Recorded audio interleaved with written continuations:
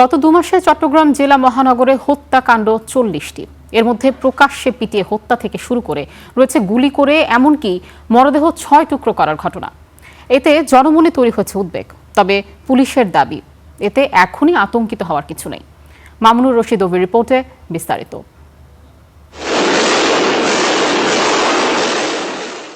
চাঁদা দাবিতে 28 ফেব্রুয়ারি চট্টগ্রাম নগরীর চন্দনপুরায় পুলিশি পাহারায় থাকা ব্যবসায়ীর বাড়ি লক্ষ্য করে এভাবেই গুলি ছোড়ে সন্ত্রাসীরা।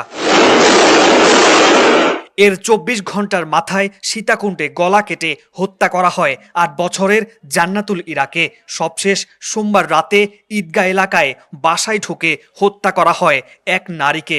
আইন শৃঙ্খলা পরিস্থিতির এ অবস্থায় আতঙ্কে স্থানীয়রা। অবশ্যই তো ভয়ে আছে, যে কোনো সময় কোনো একটা দুর্ঘটনা হতে পারে। আসলে প্রতিরোধ করা দরকার। এখন আমরা দেখতে চাচ্ছি সরকার কি স্টেপ নিচ্ছে। এগুলা স্মার্ট গ্রুপের এমডির বাসায় যেভাবে অস্ত্র ওপেনলি অস্ত্র তো অবশ্যই অস্ত্র ব্যবহার করা দরকার এবং জননিরাপত্তাটাতে জোর দেওয়া দরকার। ঠিক গত 2 মাসে জেলা মহানগর মিলে হত্যাকাণ্ড অন্তত 40টি। এর মধ্যে রয়েছে পিটিয়ে, গুলি করে এমনকি মরদেহ 6 টুকরা করার ঘটনা। এতে জনমনে উদ্বেগ দেখা দিলেও পুলিশ বলছে আতঙ্কিত হওয়ার কিছু নেই। গত কয়েকদিন রাতভর অভিযান পরিচালনা করছি। আমরা তাদের মনে এই নিরাপত্তার আস্থা সৃষ্টির জন্যই আমাদের এই পরিশ্রম, আমাদের এই অভিযান। তো ইনশাল্লাহ আমাদের সফলতা আসছে, সামনে আরও আসবে। অপরাধ বাড়লেও ধরাছোঁয়ার বাইরে তালিকাভুক্ত সন্ত্রাসী সাজ্জাদ আর তার সহযোগীরা। বিশ্লেষকরা বলছেন এসবের পেছনে রয়েছে অস্ত্রের সহজলভ্যতা, রাজনৈতিক ছত্রছায়া ও প্রভাবশালীদের নীরব সমর্থন।